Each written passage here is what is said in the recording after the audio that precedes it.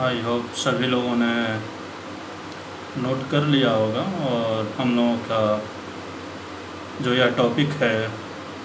India's foreign policy, तो India's foreign policy के अंतर्गत हम लोगों को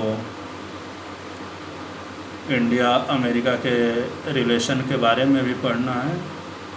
इंडिया चाइना के रिलेशन के बारे में पढ़ना है, इंडिया और इज़राइल के रिलेशन के बारे में पढ़ना है, और साथ ही इंडिया और रशिया के रिलेशन के बारे में पढ़ना है। तो इंडिया और चाइना के रिलेशन के बारे में हम लोगों ने पढ़ चुका है कि किस तरह से उनके बीच में क्या क्या एग्रीमेंट हुए और किस तरह से उनमें शांति समझौते की बात हुई। उनके बीच में जो ट्रेडिंग एग्रीमेंट थे वह किस प्रकार से थे, और दोनों के बीच में जो आपके कॉन्फ्लिक्ट पैदा हुए उस कॉन्फ्लिक्ट के रीजंस क्या क्या थे, और उनके बीच में जो भी इश्यूज़ आए उस इश्यूज़ को रिजॉल्व करने के लिए किस तरह से कोशिशें की गई, उसके बारे में हम लोगों ने अध्ययन किया था पिछले क्लास में। और उसमें हम लोगों ने यह भी देखा था कि इंडिया और चाइना के रिलेशन को मजबूत करने के लिए पंडित नेहरू के प्रधानमंत्री काल में पंचशील समझौते किए गए, और उस पंचशील समझौते के अंतर्गत 5 सिद्धांत रखे गए जिसके बीच की भारत और चाइना दोनों एक बिंदु पर आकर के खड़े हुए। लेकिन तिब्बत जो बाउंड्री डिस्प्यूट्स थे और जिसमें खास करके तिब्बत का मामला आता है, तिब्बत के मामले की वजह से दोनों में एक कन्फ्यूज़न पैदा हुआ, और 1962 का एक जो वार हुआ उसमें भारतीय सेना को पीछे हटना पड़ा। तो इसके बारे में हम लोगों ने स्टडी किया। और आज के क्लास में हम लोग जो इंडिया और अमेरिका रिलेशन है इसके बीच में क्या क्या मेनली एग्रीमेंट हुए उसके बारे में हम लोग बात करेंगे। ठीक है, तो ये बार बार कौन स्क्रीन प्रेजेंटेशन कर रहा है यार?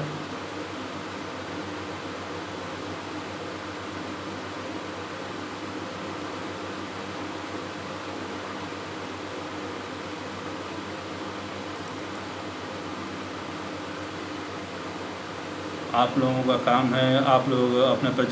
जो ऑप्शन प्रेजेंटेशन का आता है उस पर मत करो, अदरवाइज़ इधर से डिस्टर्ब होगा। तो फिर हम लोग अब देखते हैं कि जब इंडिया और अमेरिका के बारे में के बीच कौन कौन से मुख्य एग्रीमेंट हुए, तो सबसे पहले 1990 के दशक में भारतीय आर्थिक नीति में बदलाव के परिणाम स्वरूप भारत और अमेरिका के संबंधों में कुछ सुधार देखने को मिला तथा पिछले एक दशक में इस दिशा में अभूतपूर्व प्रगति हुई। यानी कि यह वह दौर है 1990 का जब इंडिया ने क्या एक्सेप्ट किया, इंडिया ने न्यू इकोनॉमिक पॉलिसी 91 में एक्सेप्ट किया, और उसके बाद जो इंडिया और अमेरिका के बीच में एक इकोनॉमिक चेंजेस हुए उसके बारे में इस एग्रीमेंट के बारे में डिस्कस किया गया, जिसमें सैन्य सूचना समझौते की सामान्य सुरक्षा के बारे में जो बात की गई, general security of military information agreement, यह 2002 में आपका हुआ। उसके बाद इंडिया अमेरिका न्यूक्लियर एग्रीमेंट जो हुआ वो 2008 में हुआ। उसके बाद logistics exchange memorandum of agreement आपका 2016 में हुआ। उसके बाद भारत अमेरिका सामरिक ऊर्जा भागीदारी इसको 2017 में घोषित किया गया, और उसके बाद संचार संगतता और सुरक्षा communication compatibility and security agreement 2018 में, और फिर जो आतंकवाद विरोधी द्विपक्षीय संयुक्त कार्यदल की बैठक थी और 2019 में, और उसके बाद साइबर सिक्योरिटी एग्रीमेंट 2019 में। यह मेनली जो 2002 से आपके 2019 तक के जो एग्रीमेंट हैं इंडिया और अमेरिका के बारे में यह एग्रीमेंट है। इसके साथ ही दक्षिण एशिया के क्षेत्र में एक महत्वपूर्ण क्षेत्र में भारत की महत्वपूर्ण भूमिका का दोनों देशों के संबंधों को बेहतर बनाने में बड़ा योगदान रहा है। ये दोनों जो आपके बात करते हैं साउथ एशिया की, तो साउथ एशियन कंट्री के रिलेशन को स्ट्रॉन्ग बनाने में और उसके साथ साथ इसको नए सिरे से जोड़ने के लिए जो वीकर्स कंट्री हैं उनको हेल्प करने के लिए और सभी को टेररिज्म के अगेंस्ट ऑर्गेनाइज्ड करने के लिए, संगठित करने के लिए इन दोनों के बीच में भी एग्रीमेंट किए गए। और अमेरिकी राष्ट्रपति की हालिया भारत यात्रा जो हुई थी डोनाल्ड ट्रंप की, उसमें भी वर्ल्ड पीस और जो रीजनल पीस है इससे रिलेटेड जो आपके कुछ मेन टॉपिक्स थे उस पर डिस्कशन किया गया। और उसके आगे जब हम लोग बात करते हैं तो चूँकि जब हम लोग कोल्ड वार के समय से ही देखते हैं, तो कोल्ड वार के समय से ही भारत और अमेरिका का जो एक संबंध रहा है, वह एक समय ऐसा आया था जब भारत और अमेरिका के बीच में के संबंधों में कड़वाहट आई थी। और वह दौर था जब भारत में न्यूक्लियर टेस्टिंग की गई थी, परमाणु परीक्षण जब किया गया था, तो अमेरिका ने भारत को आर्थिक रूप से बहिष्कृत कर दिया था। यानी कि किसी भी प्रकार के इकोनॉमिक हेल्प को अमेरिका इंडिया के लिए प्रोवाइड नहीं करता था। इकोनॉमिक हेल्प अमेरिका ने भारत का बंद कर दिया था। इसका मेन कारण था कि जो इंडिया है, इंडिया ने अमेरिका के द्वारा जो आपके परमाणु परीक्षण पर रोक संबंधी जो प्रस्ताव लाए गए थे और उस पर जो अमेरिका ने इंडिया को सिग्नेचर करने के लिए बोला था, इंडिया ने उसे मना कर दिया और अपना तर्क दिया था कि हम जो न्यूक्लियर पावर है या न्यूक्लियर प्रोग्राम जो है इसको हम किसी अदर कंट्री पर डोमिनेशन एस्टेब्लिश करने के लिए नहीं, किसी अदर कंट्री को हम डराने या धमकाने के पर्पज़ से नहीं, बल्कि हम इसको अपने सिक्योरिटी और पावर बैलेंस के लिए डेवलप कर रहे हैं। तो इंडिया ने टेस्टिंग किया और उसके बाद अमेरिका ने इंडिया को आर्थिक रूप से अपने खेमे से बाहर कर दिया। उसके बाद जब हम अभी बात करते हैं तो यह जो हाल फिलहाल के अमेरिकी राष्ट्रपति के जो दौरे थे, इसके अंतर्गत जब हम लोग देखते हैं तो किन किन बातों पर एग्रीमेंट किए गए, तो सिक्योरिटी से रिलेटेड एग्रीमेंट किए गए, रक्षा, एनर्जी और टेक्नोलॉजी, और उसके साथ साथ वैश्विक एवं क्षेत्रीय कुछ जो इश्यूज थे उनके ऊपर डिस्कस किया गया। रक्षा क्षेत्र में अमेरिकी राष्ट्रपति की भारत यात्रा के दौरान दोनों देशों के बीच लगभग 3 बिलियन अमेरिकी डॉलर की रक्षा खरीद पर सहमति बनी कि 3 बिलियन तक की जो सिक्योरिटी से रिलेटेड टूल्स हैं या जो प्रोडक्ट्स हैं उसकी परचेजिंग इंडिया कर सकता है अमेरिका से, और इसके बीच पर इन लोगों के बीच सहमति बनी। और हालिया समझौते के अनुसार भारत और अमेरिका से 24 MH रोमियो हेलीकॉप्टर और 6 जो अपाचे लड़ाकू हेलीकॉप्टर का आयात इंडिया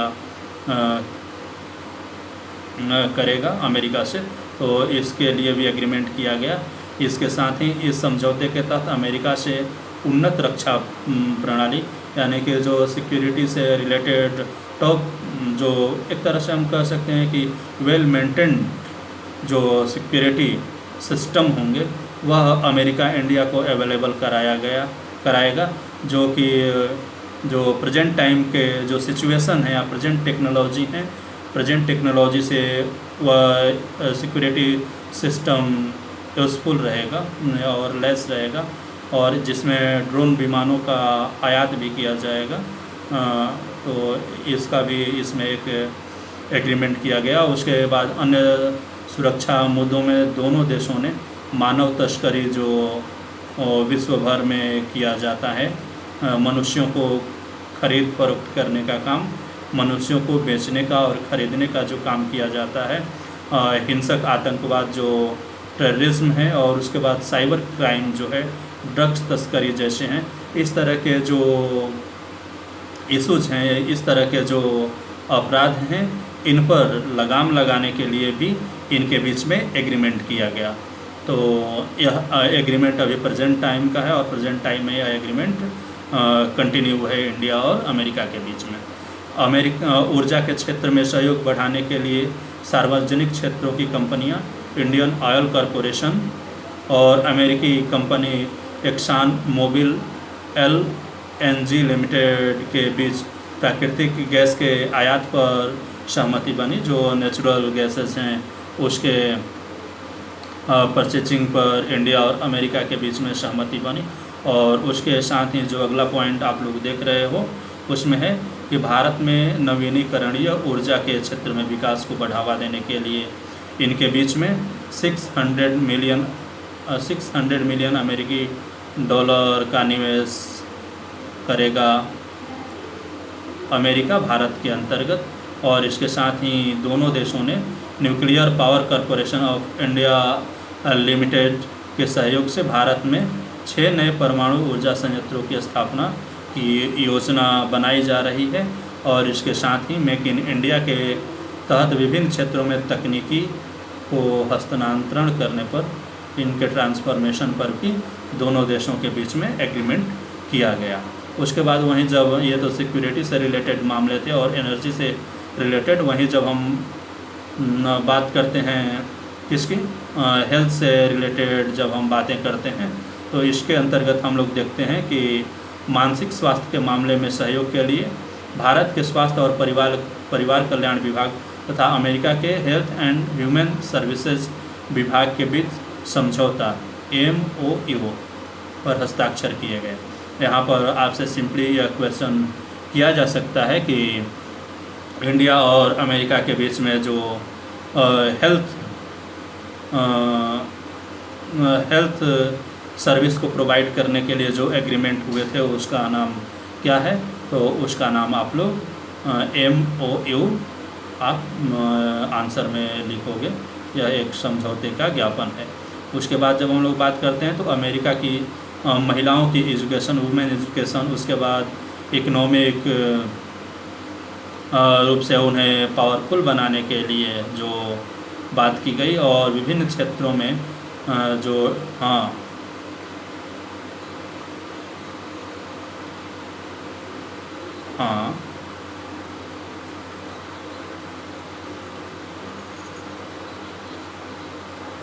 उसके लिए इससे मैच हो जाएगा कुछ प्रेजेंट जो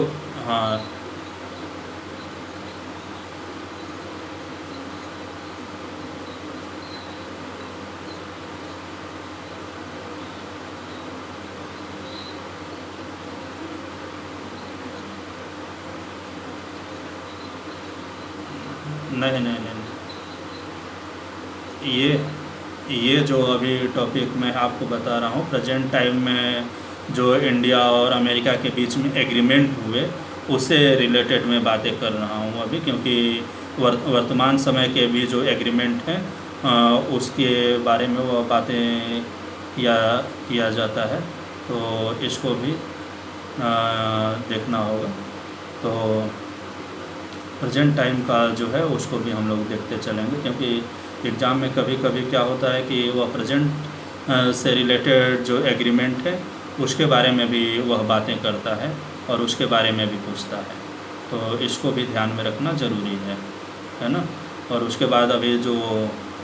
US हेजेमनी में जो रिलेशन दिया गया है उसके बारे में भी अभी हम लोग इसके आगे बात करेंगे कि किस तरह से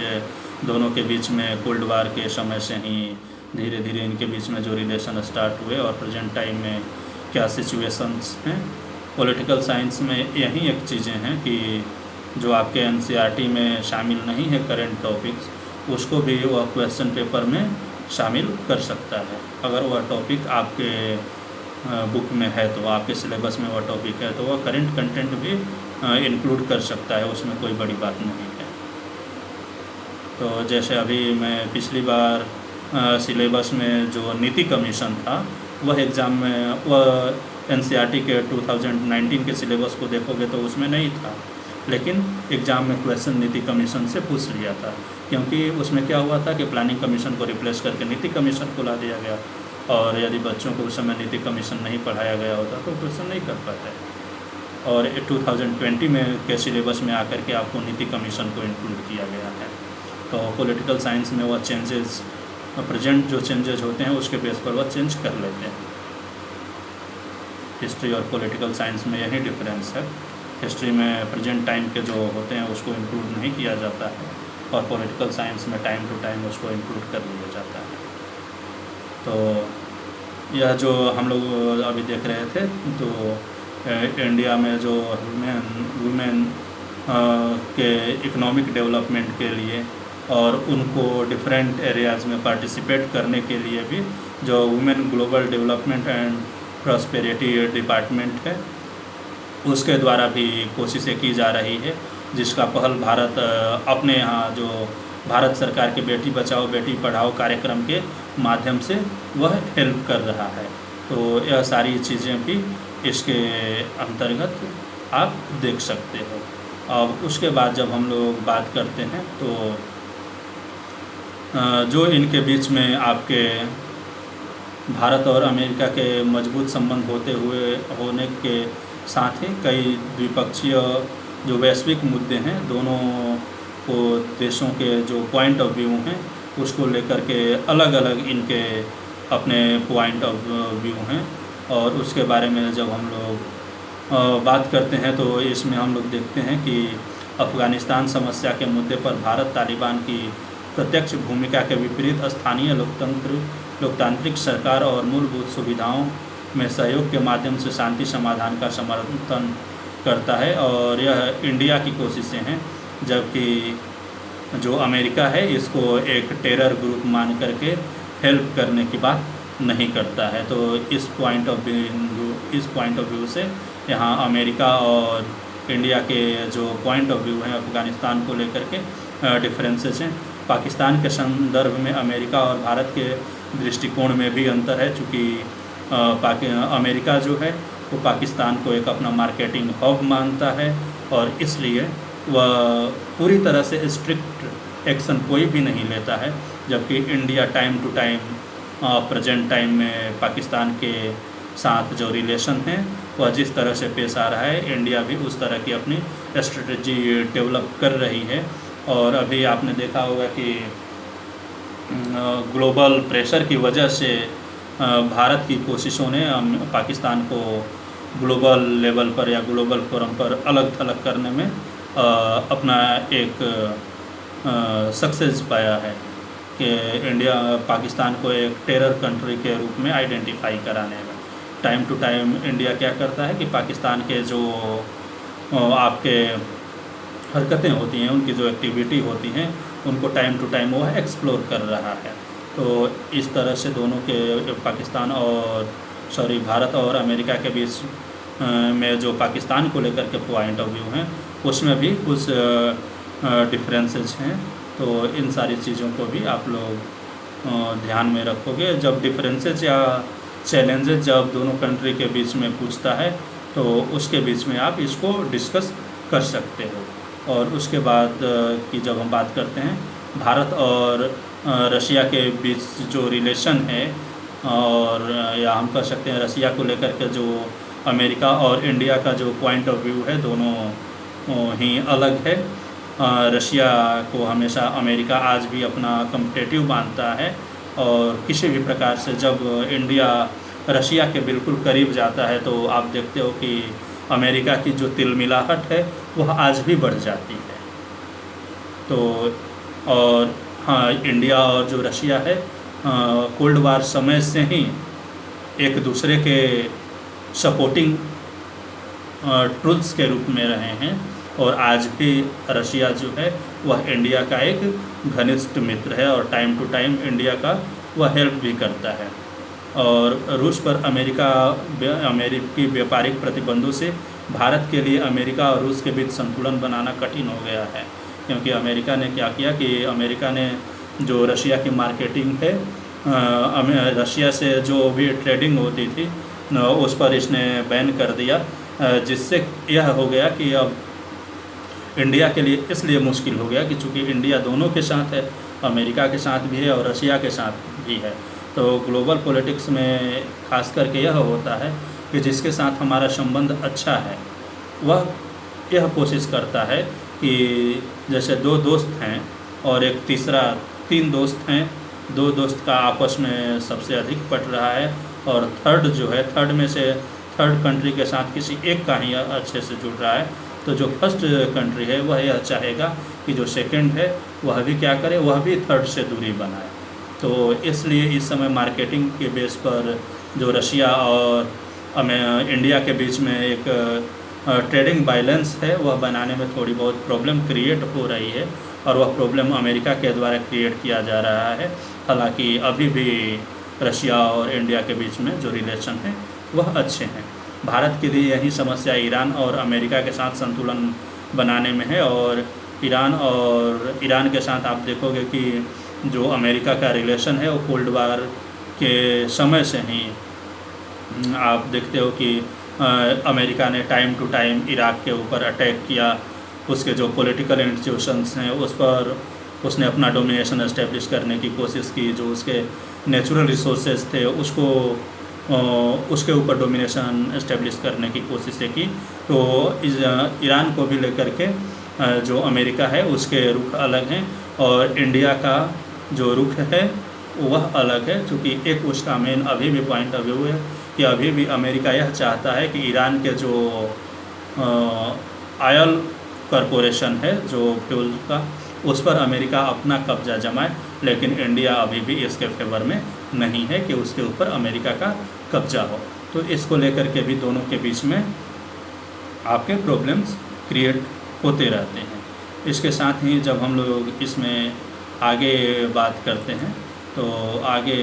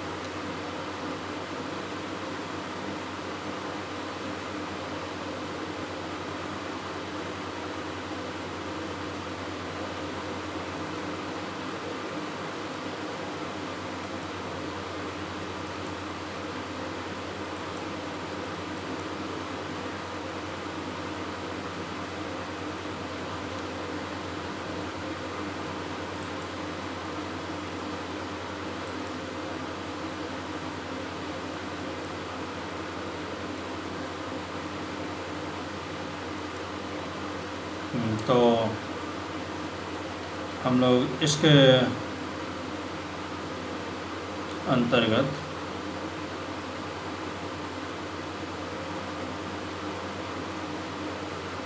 जो हम लोग बात कर रहे हैं, तो उसके बाद 74 के इसके बारे में हो ही गया है,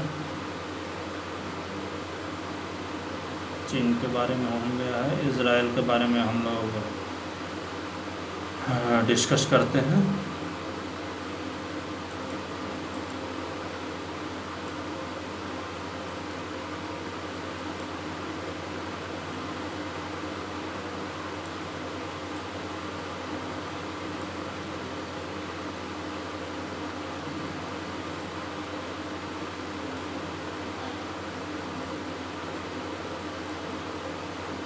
तो इज़राइल के बारे में जब हम लोग बात करते हैं,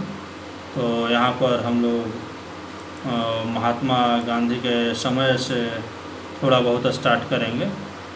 और जब इज़राइल की गैर मान्यता और मान्यता के बारे में हम लोग बात करेंगे, तो भारत और इज़राइल आपस में व्यापक आर्थिक और रक्षा सामरिक संबंध, जो साझा संबंध होते हैं, उस पर वे विचार अपना रखते हैं। और जो इज़राइल के हथियार जो हैं, उसका ग्राहक आज के डेट में भारत एक बड़े ग्राहक के रूप में उभर कर के सामने आया है। और दोनों देशों के बीच व्यापार जो है वो 2014 के आंकड़ों के अनुसार, जब उसकी हम रेशियो की बात करते हैं, तो 4.52 बिलियन डॉलर रहा है। और द्विपक्षीय व्यापार को अगली ऊंचाइयों तक ले जाने के लिए दोनों के बीच एक फ्री ट्रेडिंग एग्रीमेंट भी हुई है। और प्रेजेंट टाइम में जब हम लोग बात करते हैं, तो भारत इज़राइल के संबंध में जो वर्तमान प्रधानमंत्री भारत के हैं, और संयुक्त राष्ट्र में इज़राइल के खिलाफ वोट करने से आज भी, अब चूँकि इज़राइल को एक टेरर कंट्री के रूप में घोषित करने की कोशिशें आपको यूनाइटेड नेशंस में की जा रही है, और जिसमें कि इंडिया उसको सपोर्ट नहीं करता है। जिस तरह से कि आप देखते हो कि जब भी बात आती है पाकिस्तान को एक टेरर कंट्री के रूप में घोषित करने की, तो उसमें चूँकि चाइना के पास वीटो पावर है, तो वह वीटो पावर यूज करके और उसको एक टेरर ग्रुप में शामिल करने से वह रोक देता है। हालांकि इज़राइल पाकिस्तान की तरह एक टेरर ग्रुप नहीं, लेकिन अमेरिका अपने बेनिफिट के लिए यह चाहता है कि इज़राइल को अलग थलग किया जाए। क्योंकि आज के डेट में जब हम इज़राइल की बात करते हैं, तो वर्ल्ड में जो सबसे अधिक पावरफुल वेपन्स हैं, वह इज़राइल अपने यहाँ डेवलप कर रहा है। तो इसके बारे में जब हम लोग बात करते हैं, तो महात्मा गांधी का मानना था कि यहूदियों का इज़राइल के लिए अच्छा और पुराना दवा बनाता है। जो इज़राइल है वह किसके लिए? यहूदियों के लिए पुराना दवा बनाता है, मगर इसके बावजूद वह धर्म के आधार पर किसी भी देश को बांटने के खिलाफ थे। यानी कि इज़राइल जो है किसी भी धर्म के बेस पर किसी भी कंट्रीज़ को वह बांटने के बिल्कुल अगेंस्ट थे। वह यह नहीं चाहते थे कि धर्म के आधार पर किसी भी कंट्री में बंटवारा हो। उन्होंने भारत और पाकिस्तान के बीच एक बेहद हिंसात्मक बंटवारे को देखा था। इसलिए भारत ने इसके पश्चात 1949 में फिर भारत ने इज़राइल के संयुक्त राष्ट्र में शामिल होने के ऊपर हो रहे मतदान में उसके खिलाफ वोट दे दिया। जब बात की जा रही थी इज़राइल को यूनाइटेड नेशन में शामिल करने की, तो उस समय 1949 में इंडिया ने एक तरह से जो कॉन्सिक्वेंसेस इज़राइल के अंतर्गत उसने देखा था 1949 में, तो उसने उस समय इज़राइल को मेंबर के रूप में यूनाइटेड नेशन में रखने से इनकार कर दिया था, और इसने उसके अगेंस्ट आकर के वोटिंग किया था।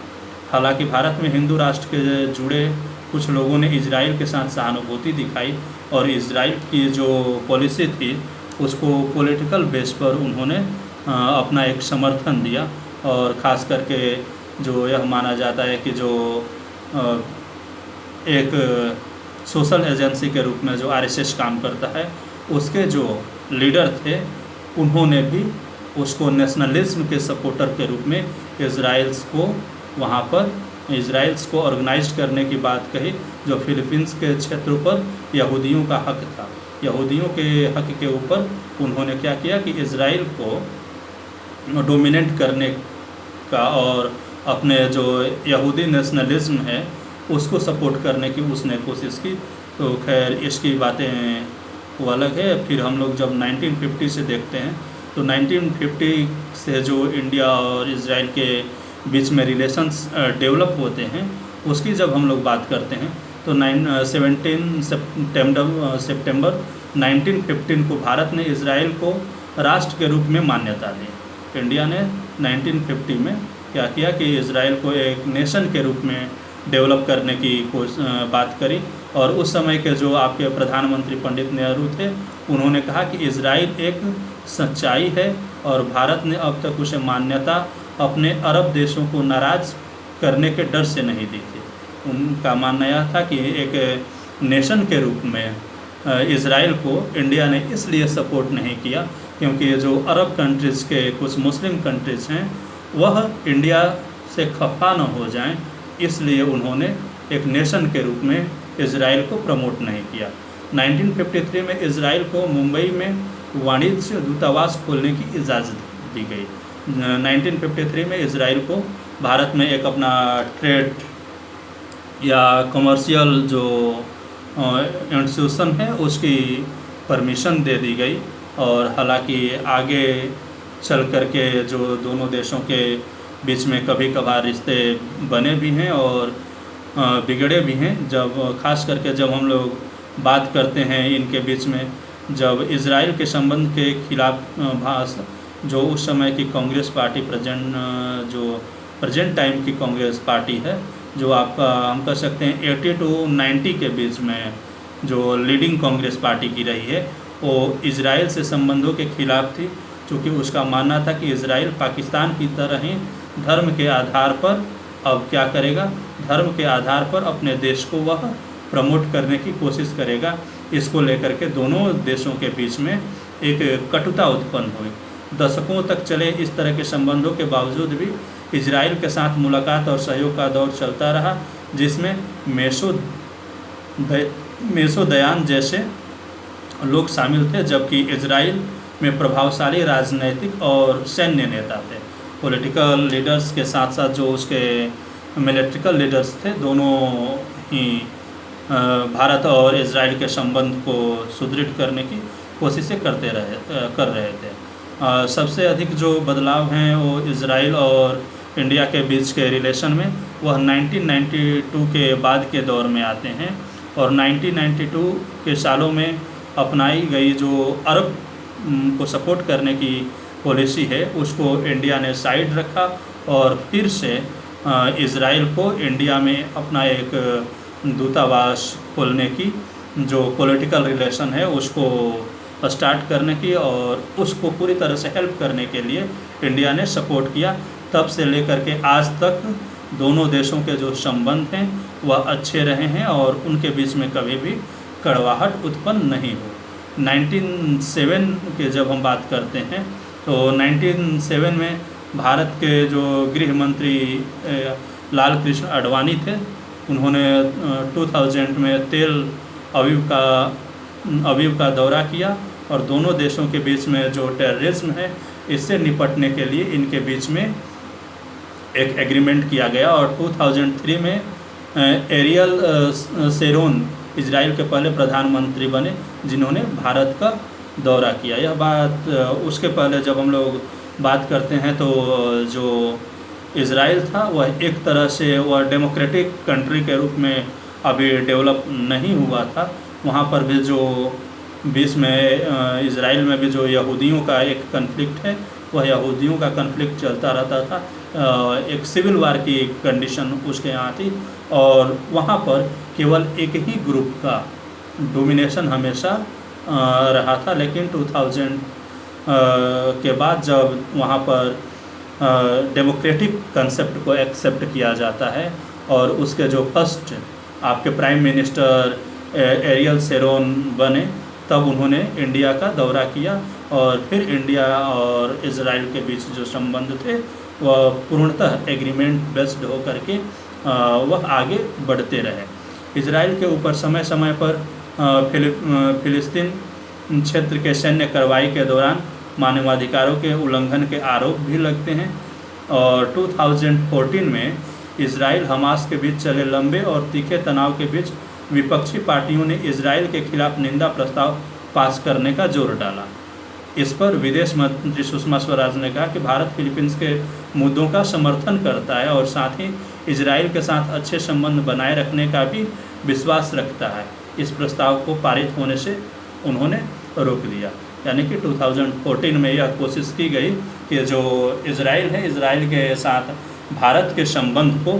रोकने की कोशिश की जाए और उसके इजराइल में जो यहूदियों के जो इजराइल के द्वारा फिलीपींस और यहूदियों के जो मुद्दे हैं उस पर जो इजराइल का जो एक कह सकते हैं कि जो लार्ज पॉलिटिकल ग्रुप है वह जब डोमिनेशन एस्टेब्लिश करने की बात करता था तो इंडियन पार्लियामेंट में उसके अगेंस्ट प्रस्ताव पास करने की बात की गई, जिसको कि पूरी तरह से सुषमा स्वराज ने जो उस समय विदेश मंत्री थी उन्होंने मना कर दिया। हालांकि फिर 17 की जब हम बात करते हैं तो प्रधानमंत्री ने इजराइल का, भारत के जो प्राइम मिनिस्टर नरेंद्र मोदी हैं उन्होंने इजराइल का दौरा किया और इस दौरान सिक्योरिटी, ट्रेड और जो साइंस रिसर्च से रिलेटेड कुछ एग्रीमेंट हुए। दोनों के बीच में द्विपक्षीय व्यापार के मुद्दे भी प्रारंभ हुए और भारत और इजराइल के बीच में 1992 के $200 मिलियन से बढ़ कर के 2014 में 4.52 अरब डॉलर का एक इनके बीच बाइपोलर ट्रेडिंग एग्रीमेंट हुआ। दो ध्रुवीय व्यापार इनके बीच में डेवलप हुआ और 2000 के आंकड़ों के मुताबिक भारत इजराइल का 10वां सबसे बड़ा व्यापार साझेदार और आयात क्षेत्र है।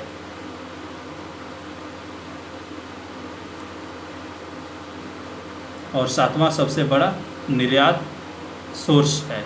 इजराइल को भारत के प्रमुख निर्यात में अनमोल पत्थर, धातुएं, कार्बनिक रसायन, इलेक्ट्रॉनिक उपकरण और उसके साथ ही कपड़े आदि की भी ट्रेडिंग दोनों के बीच में की जाती है। तो वहीं दूसरी तरफ इजराइल के भारत को किए निर्यात में मुख्य भारत के तरफ से जो इजराइल से भारत की तरफ जो चीज़ें आती हैं वह आपके जो सिक्योरिटी प्रोडक्ट्स हैं वह आते हैं, उसके बाद मेडिकल इक्विपमेंट आते हैं, उसके बाद फर्टिलाइज़र्स आते हैं और उसके बाद जो टेक्निकल टूल्स होते हैं वह इजराइल से भारत में परचेज किए जाते हैं। दोनों देशों ने एग्रीकल्चरल बेस पर भी इन्होंने एक अपना एग्रीमेंट 2016 में किया और इसके बेस पर इजराइल के से इंडिया में जो एग्रीकल्चरल टूल्स हैं वह इंडिया में आते हैं और ख़ास करके जो वाटरिंग फैसिलिटी है इसके लिए इनके बीच में एक एग्रीमेंट किया गया और उसके बाद इनके बीच में एक फ्री ट्रेडिंग एग्रीमेंट भी की गई और इसके बेस पर $5 बिलियन से बढ़ कर के $10 बिलियन तक इन लोगों की जो फ्री ट्रेडिंग एग्रीमेंट है वह बढ़ कर के पहुँच गई। जब हम लोग सिक्योरिटी रिलेशन की बात करते हैं तो सिक्योरिटी रिलेशन के में इजराइल का जो हथियार है आज के डेट में वर्ल्ड का सबसे परफेक्ट टेक्नोलॉजी से लैस उसके पास वेपन्स हैं और अपनी सैन्य ताकत को उन्नत करने और उन्हें सही करने के लिए वह अपग्रेड करता रहता है और इंडियन जो सिक्योरिटी फोर्सेज हैं उनको अपडेट करने के लिए भारत और इजराइल के बीच में भी एक एग्रीमेंट हुए हैं जिसके बेस पर कि नई टेक्नोलॉजी जो है इजराइल इंडिया को सिक्योरिटी पर्पज़ से प्रोवाइड कराता है। इस सिलसिले में भारत और इजराइल के बीच कई बड़े सौदे हुए जिसमें कि लड़ाकू विमान वगैरह के जो मार्केटिंग है उसकी बातें की गई। तो बेसिकली इसमें जो इंडिया और और इज़राइल के जो रिलेशन रहे हैं उसकी जब हम लोग बात करेंगे तो दो पॉइंट ऑफ व्यू से इसको हम डिस्कस करेंगे। एक ट्रेडिंग के पॉइंट ऑफ व्यू से डिस्कस करेंगे और दूसरा जो हम डिस्कस करेंगे वह सिक्योरिटी के पॉइंट ऑफ व्यू से हम डिस्कस दोनों के रिलेशन को करेंगे और किस तरह से इनके रिलेशन में 1992 के बाद चेंजेज आए उसकी हम लोग बात करेंगे। आज के डेट में इज़राइल और इंडिया के बीच के जो रिलेशंस हैं वह काफ़ी अच्छे हैं और प्रेजेंट टाइम में दोनों के बीच में जो ट्रेडिंग एग्रीमेंट है वह भी सक्सेस रहे हैं। यानी कि सिंपली यह कि 1992 के बाद से अब तक के जो इंडिया और इज़राइल के रिलेशंस हैं वह सक्सेसफुल रहे हैं और वह पॉजिटिव वे में एक दूसरे को दोनों सपोर्ट कर रहे हैं। तो इसके बारे में केवल आपसे जो क्वेश्चन पूछा जाएगा तो सिंपली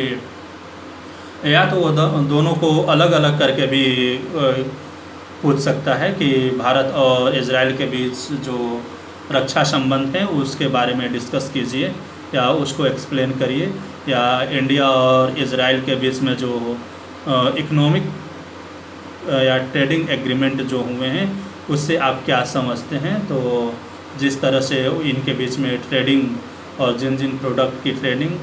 ट्रेडिंग होती है और टाइम टू टाइम जो चेंजेज आए हैं उनके ट्रेडिंग में और एग्रीमेंट को लेकर के उसको आप लोग आराम से डिस्कस कर सकते हो। और उसके बाद जब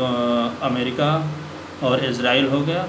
और एक आपकी कंट्री कौन इसमें बच रही है, आपकी रशिया बच रही है। तो रशिया जो है उससे रिलेटेड मैं जो आपके